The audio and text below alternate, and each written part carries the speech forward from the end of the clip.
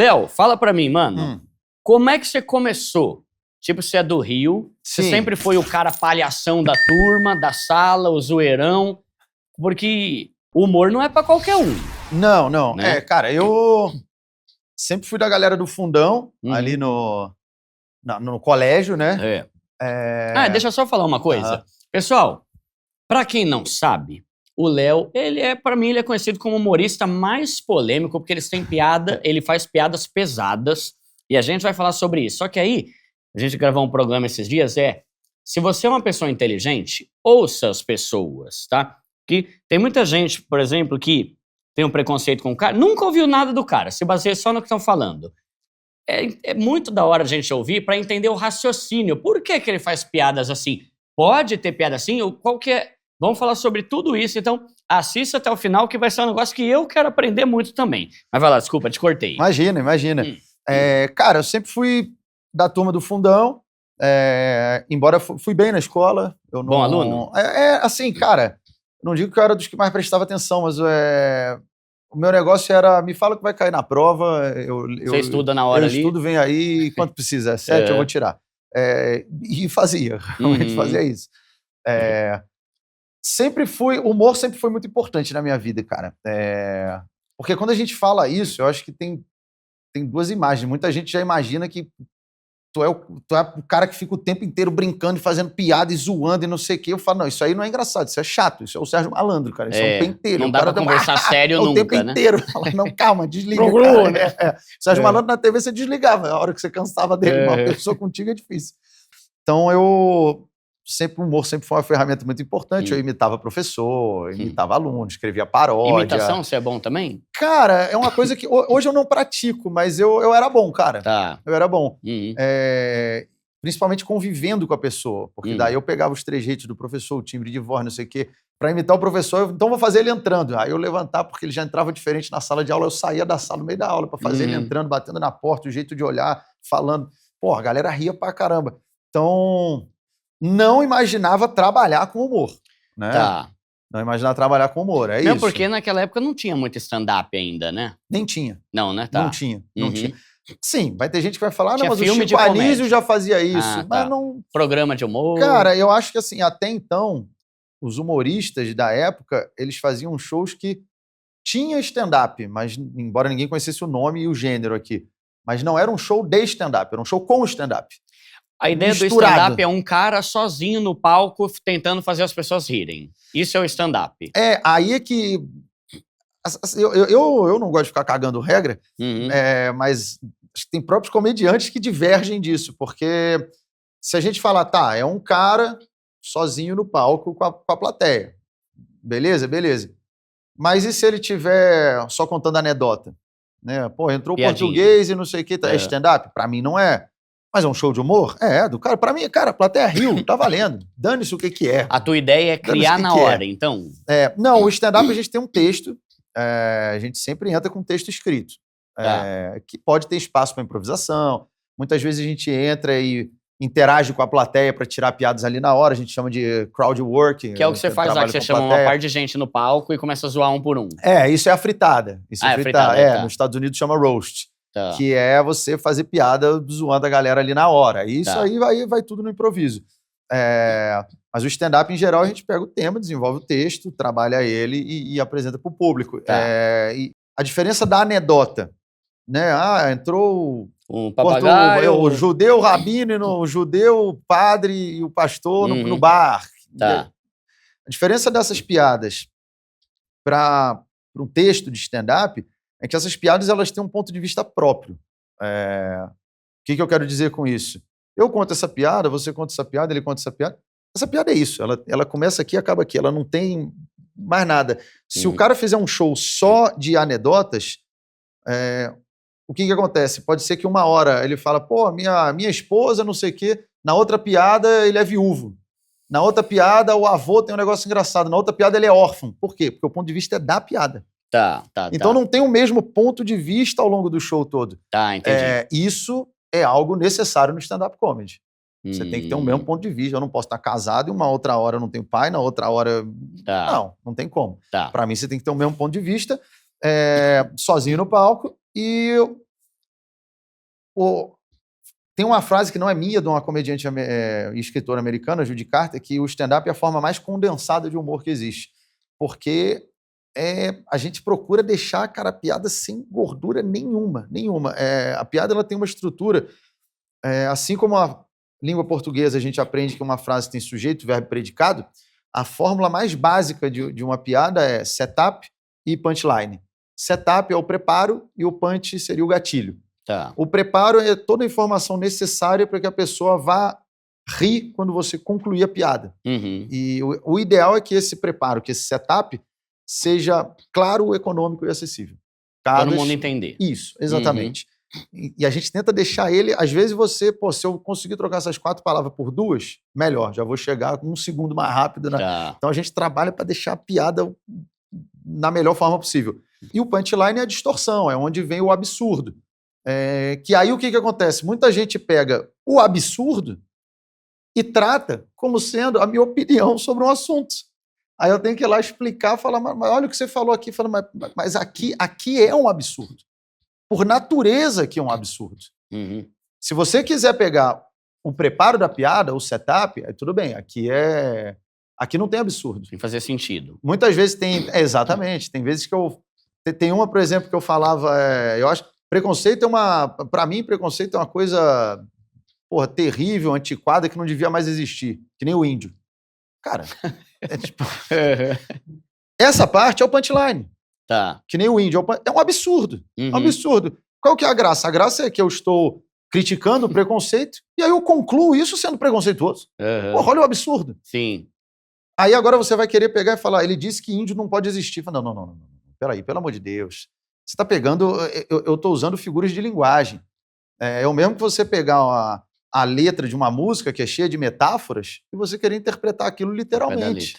Você vai pegar uma letra, por você, eu limparia os trilhos do metrô. Vai falar, mentira, nunca limpou o trilho do metrô. Fala, pelo amor de Deus, cara, você é imbecil. Uhum. Porra, isso é uma metáfora. Mas, enfim, a gente tem um problema grave de educação no Brasil, então eu entendo que certas pessoas tenham mais dificuldade de interpretar piada. Para mim, o problema é quando um promotor de justiça, alguém do Ministério Público não consegue ter essa interpretação. Tá. Mas a gente vai chegar nisso já. Voltando, rebobinando a fita. A gente estava ali na parte de escola, Aí você era bem-humorado e tal, só que você não achava que dava para ganhar dinheiro. Não, exato. Eu não tinha intenção de ser comediante. E aí eu sou do Rio de Janeiro, mas eu terminei o 2º grau em Curitiba. Porque o meu pai é engenheiro elétrico, chegou a ficar... a boa parte da minha família é do Exército, e aí você entra no Exército, segue carreira, né? E aí, meu pai chegou a ficar desempregado uma vez ou outra, enfim, perde emprego, e ralou muito para sustentar a família, e foi dirigir táxi, foi tentar inventar algum bico também, sei lá, pegar um carro, levar levar a noiva para casamento, sabe? Tentar se virar com o que fosse, o que para mim foi um exemplo de vida muito importante, né? Sim. E ele chegou a ficar um tempo afastado da área e depois teve uma proposta de emprego em Curitiba para voltar para a área dele, sendo engenheiro. Eu, na época, não tinha escolha de ir ou não, a gente foi junto morar em Curitiba. E aí eu terminei o 2º grau em Curitiba.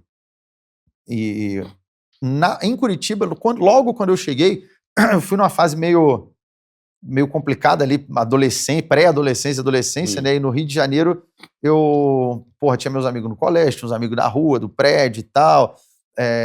E aí eu fui para Curitiba, que o povo realmente é um pouco mais fechado mesmo.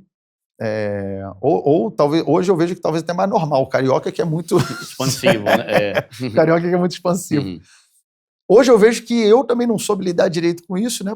Moleque, né? Inexperiência, então o pessoal era meio fechado. Aí eu já sou mais tímido e introvertido, eu também fiquei mais fechado na minha.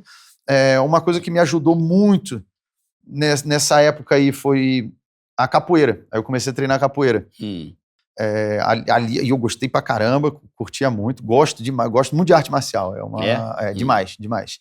É uma coisa que, pra mim, já cheguei a treinar para ser profissão, cheguei a dar aula de capoeira. É mesmo?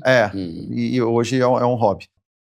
Como eu gostava muito, aí eu falei, meu plano de vida vou fazer educação física e dar aula de capoeira. Minha ideia era dar aula de capoeira no exterior, que acho que seria algo mais valorizado né? Aqui no Brasil tem muita concorrência, no exterior já é algo mais diferente e tal.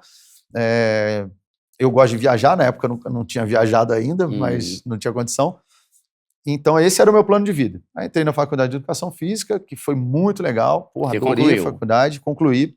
Foi em Curitiba, no Paraná. Cheguei a dar aula de Educação Física durante a faculdade. E aí na faculdade eu comecei a escrever piada. Inspirado por uma série chamada Seinfeld. É sitcom, né? Que eles uma chamam? Sitcom, que é situation comedy, comédia de situação. Tá. Friends é uma sitcom. Friends é uma sitcom também. Friends também é uma sitcom. Big Bang Theory, Two and a Half Men, Maluco no Pedaço, tudo sitcom. O Seinfeld foi onde eu tive contato com o gênero stand-up comedy meio que a primeira vez. Porque antes da série tinha alguns trechos onde ele aparecia fazendo stand-up. Tá. E o que eu achei legal é que não era isso. Não era o papagaio, o pirata. Não, era observações, era coisa do dia a dia, um negócio que eu falava, porra, isso é muito legal, cara, porque era mais isso que eu fazia também no meu grupo. Era ter sacadas engraçadas ali na hora. Tá. Pegar algum momento, alguma coisa que aconteceu, linkar assuntos diferentes. Já era um embrião da mecânica do stand-up comedy na minha cabeça. E eu comecei a escrever as piadas que eu pensava. A minha ideia era, eu lembro até hoje que numa aula da faculdade lá, eu falei, porra, eu escrevi uma piada e aí eu ficava passando pra galera ler.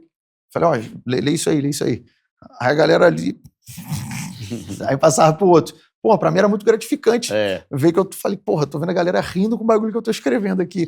E aí quando o professor virava, o que tá acontecendo aí? Porra, eu tava quieto, porque eu só escrevi e passava as piadas. A minha ideia era escrever, que tem até a ver com a economia, né? Porque eu falei, vou escrever uma piada em cada aula, no final do livro eu tenho um curso. No final do curso eu tenho um livro de piada. Porra, vou devagarzinho. É isso. Depois eu até lancei esse livro, que seria uma coletânea de piadas, mas foi o quinto livro que eu lancei. Porra, a minha ideia era primeiro fazer isso. Nem fazer stand-up. Porra, acabou que eu fiz stand-up, entrei no Talk, entrei pra TV, fiz outros livros, gravei filme. Eu lancei isso aí depois de entrar no cinema. Eu falei, cara, quando veio a pandemia, eu falei, é a hora de eu tirar esse livro que tá, sei lá, 18 anos aqui. Caramba, mano. E aí eu juntei as piadas e tal. Porque nessa época também, quando eu escrevia piada na faculdade, era muito do jeito que eu achava, tipo assim, era sem didática nenhuma. Era tipo, eu acho que é assim. Tanto que, se eu olhar a piada que eu escrevia hoje, eu vou falar, nossa, fraquíssimo. O setup, que é o que eu falei, essa parte, tá gigante. Porra, não precisa de 10 linhas, eu consigo contar isso aqui em 2,5. Tá. Entende? Porra, esse punch nem é tão bom, dá pra ter... Então, assim, era meio sem técnica.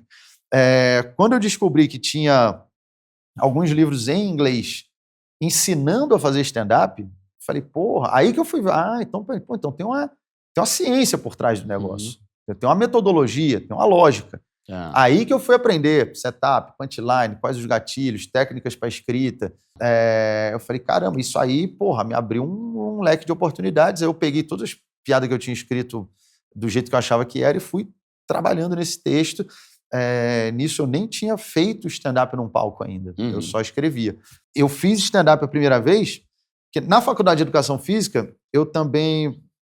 Bom, por conta da Educação Física, eu já fazia capoeira e treinava acrobacia por causa da capoeira. Aí eu fiz escola de circo durante a faculdade. E aí aprendi malabarismo, fazia tecido, cuspia fogo, fazia todas as paradas de circo lá. Eu fazia, principalmente as baratas, que eu não tinha dinheiro. E a mágica, eu acho até que a capoeira foi o primeiro pé... Até a capoeira me ajudou na minha carreira hoje, porque muitas vezes eu ia pra roda de rua e foi a primeira vez que eu tinha que estar publicamente no meio de pessoas desconhecidas no centro da atenção delas. A gente ia pra uma roda na rua e às vezes era eu e outra pessoa jogando ali na roda. Você tem que se você for muito tímido ou inseguro, você não vai fazer isso. Então, a capoeira já me fez, tipo, eu tô me apresentando para um grupo de desconhecidos. Aí depois, com a mágica, aí eu passei a entreter essas pessoas fazendo mágica, né? Mais mágica com baralho, que é o que eu mais gosto. Então Não sabia não que você é mágico também. Foi.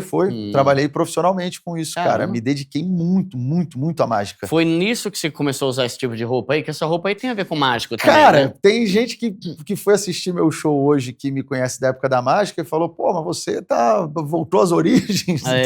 Agora que eu relacionei com mágico esse Não, coletinho. tem um pouco. Assim, não é proposital a isso, mas eu acho que talvez inconscientemente ficou alguma coisa também. Mas eu fiz mágica durante um tempo e minha mágica era sempre também com um pouco de humor na apresentação do número, né? E aí, com o tempo, eu fui deixando cada vez mais usar a mágica e ficando mais com humor. A primeira vez que eu fiz stand-up foi num festival de mágica em Curitiba. Não tinha mestre de cerimônia. Aí eu falei, posso ser o mestre de cerimônia? Eu conhecia a galera e tal, eu ia me apresentar, mas fazendo só mágica com baralho. E aí não tinha MC, eu falei, pô, posso ser MC? Eu falei, beleza, faz aí. E eu entrava entre cada atração para chamar os números, né? E aí eu fiz, cara, teve uma hora que eu fiz um número de mágica cômica, uma hora eu contei anedota mesmo, piada, e teve um momento onde eu fiz stand-up. Eu escrevi ali 4 minutinhos de um texto sobre mágica. E o que eu mais gostei, de longe, de todas essas entradinhas que eu fiz, foi o stand-up. Eu falei, não é mágica cômica, né? Eu falei, é stand-up. Eu quero fazer isso. Aí levou mais quase um ano para eu ter uma outra oportunidade, porque não tinha, a coisa estava muito começando. Eu considero que a minha carreira começou dessa vez aí, que aí eu fui no festival seguinte, eu entrei só para fazer stand-up. Eu subi no palco, fiz 10 minutos, 12 de stand-up sobre mágica. Isso foi 19 de novembro de 2005. Aí eu considero que eu comecei aí. Então vai para 20 anos quase, né? Quase 20. Da hora. Bastante, tem chão, bastante chão. Terminei a faculdade, estava dando aula de capoeira, fazendo shows de mágica, morando em Curitiba. Nisso, o meu pai, mais uma vez, ele ficou desempregado nessa época. E aí eu até falei com eles, pô, vou voltar pro Rio, então. Meus pais já estavam no Rio de Janeiro. Nessa aí já tinham voltado. Você tava sozinho, né? E aí eu falei, bom, eu preciso ter mais oportunidades aqui também, caso uma não dê certo. O que eu quero é carreira artística, mas é algo incerto, não tenho nenhum artista na minha família, alguém que me ajudou, não, nada. Então eu continuei fazendo shows de mágica, que me davam trocado, mas não era grana, dava aula de capoeira. Fui entregar currículo em várias escolas para dar aula em escola mesmo, que era uma coisa que eu ainda não tinha feito. Eu trabalhei em colônia de férias, trabalhei com várias coisas na educação física, mas não tinha feito...